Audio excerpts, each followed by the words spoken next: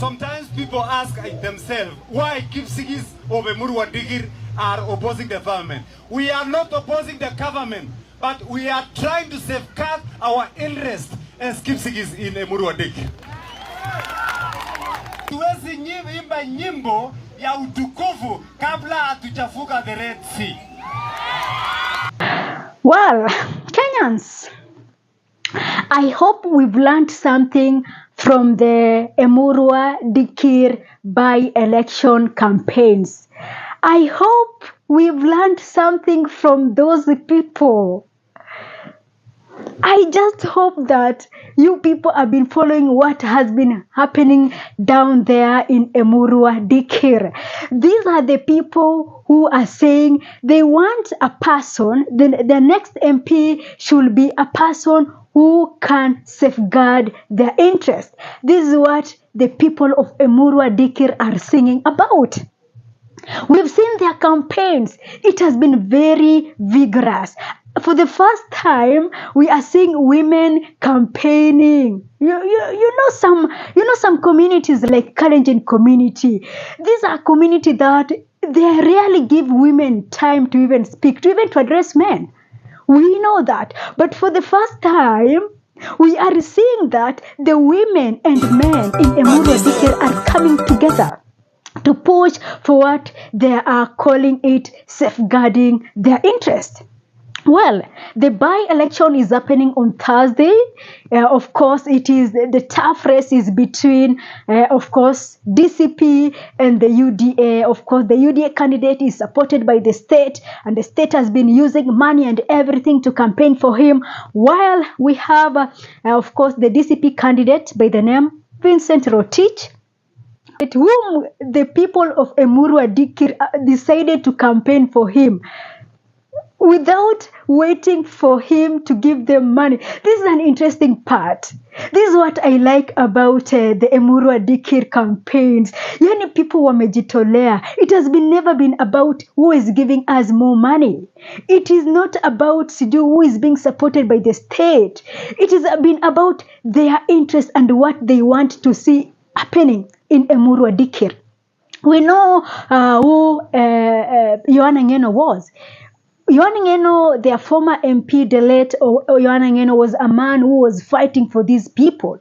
Was the man who was putting the interest of the people was first. So we know about Yohana Ngeno and all what he went through to try and protect the people of Amurua Dikir until his last moment in this earth.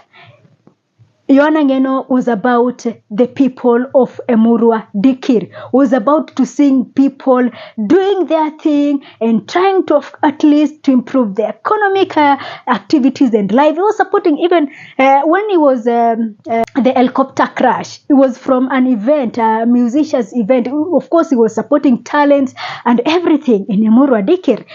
Now, the people of Amurua Dikir have now decided that no, it is not about party.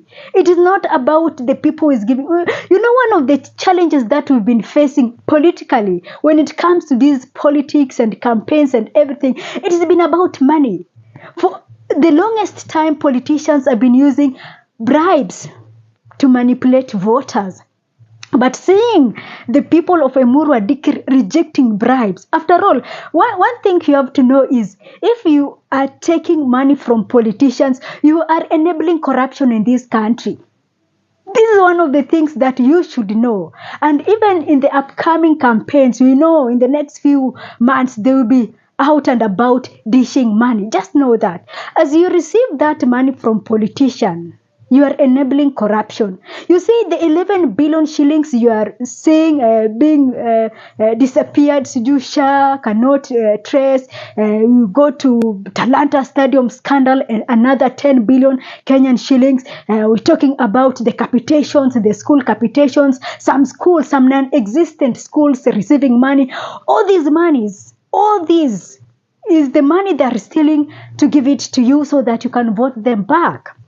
So, as you wait for that money from politicians, just know that you are destroying your country. That's why I've been saying, if you can reject their money. It is for the better of this country. But if the situations you are in, we know how they have managed to squeeze us economically. So I understand that some of us are at a position whereby we are so squeezed economically, we are so oppressed economically. So I will understand. But if you can avoid their money, it is for the best, for the better of this country. Now, the people of Amurua Dikir have been campaigning for the DCP candidate, the young man, without expecting anything from him. We saw the women, since he could not give all of them, of course, the merchandise, the kofias and t-shirts. We've seen a scenario whereby the people decided to buy the green bags, the green, we call it Uhuru bags, and wear them kwa kichwa to symbolize that they are supporting him despite him not having enough money to bribe them. This is what we should learn from the Amurua Dikir campaigns, and this is what we should adopt moving forward in our campaigns, because we know these people. We see any campaigns, you see a politician, if a politician can manage to give 1,000 people t-shirt and caps, then that person should be avoided. And that's why I've been saying many times that any politician who is going to splash huge cash of money during campaigns, that is the first sign to reject that politician. Regardless. That is because I am telling you the truth, politicians don't use their money. At money that is coming from their businesses, they don't use their money. The money politicians use is the money they have stolen from us. So any politician who is coming in with huge cash, that is the first sign to reject that politicians. Because if you are talking about cleaning our political space, one of the things is about rejecting their money. Because, of course, we know where this money are coming from. So, me, I'm so impressed about why I've been following the campaigns in Amurua Dikir, and I am so impressed.